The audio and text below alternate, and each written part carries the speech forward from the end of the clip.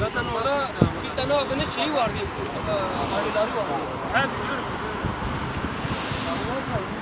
Yok abi.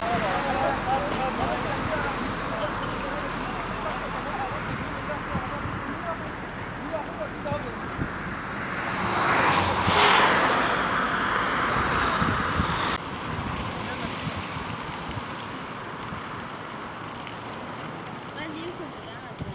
Gerek çok gelmez. Artık tepelerde bir yol yapacaklar. Araba rahat.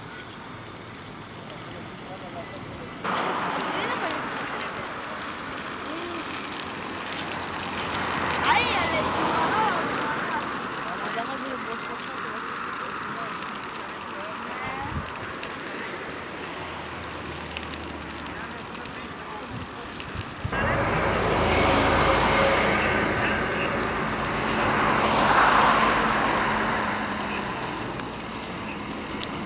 Vur abi vur oradan vur.